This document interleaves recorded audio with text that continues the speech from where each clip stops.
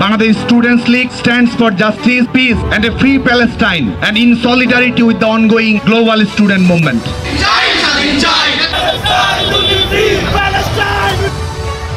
রাফাই কেন ইসরায়েলের টার্গেট? গাজার দক্ষিণে অবস্থিত গুরুত্বপূর্ণ শহর রাফা।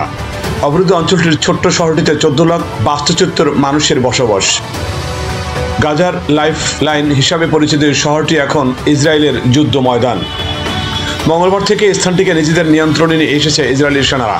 সীমান্তের কাছে পতাকা ঝুলিয়ে এ বিষয়ে জানান দিয়েছে তেল আবিব। যুদ্ধবিরতির প্রস্তাবের মাঝেই শহরটিতে হামলা চালাচ্ছে তারা। ফলে প্রাণ বাঁচাতে কোনো রকম এদিক ওদিক ছুটছে বাস্তুচ্যুত মানুষ। সবকিছু ফেলে রাফাই কেন ইসরায়েলের টার্গেট, এটাই এখন প্রশ্ন। ইসরায়েলের দাবি, রাফাই সীমান্তকে ফিলিস্তিনের সন্ত্রাসী কর্মকাণ্ডের জন্য ব্যবহার করছে। এছাড়া সশস্ত্র বাহিনী হামাসও সেখানে অবস্থান করছে বলে মনে করেন। ফলে হামাস নির্মূল রাফার সীমান্তে আবারও হামলা জোরদার করেছে ইসরায়েল বাহিনী।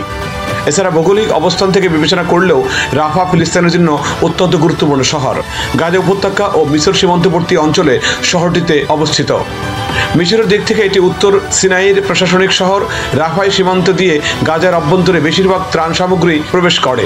এমনকি অবরুদ্ধ শহরটি থেকে পালাতেও রাফা সীমান্তটি ব্যবহার করতে হয়। সবকিছু মিলিয়ে যুদ্ধবিরতির প্রস্তাবে একমত না হয় রাফাকে আবার টার্গেট করেছে ইসরায়েলি সেনারা। জাতিসংঘের মহাসচিব আস্তানি গুতেরেস বলেছেন, রাফাতে পূর্ণমাত্রায় হামলা হবে একটি মানবিক বিপর্যয়। অন্যদিকে জাতিসংঘের শিশু বিষয়ক সংস্থা ইউনিসেফ সতর্ক করেছে যে রাফার স্থল আক্রমণ শিশুদের জন্য বিপর্যকর ঝুঁকি তৈরি করবে। ইউনিসেফের নির্বাহী পরিচালক ক্যাথরিন রাসেল তিনি বলেন, রাফা এখন শিশুদের শহর, যাদের গাজায় যাওয়ার জন্য কোথাও নিরাপদ নেই।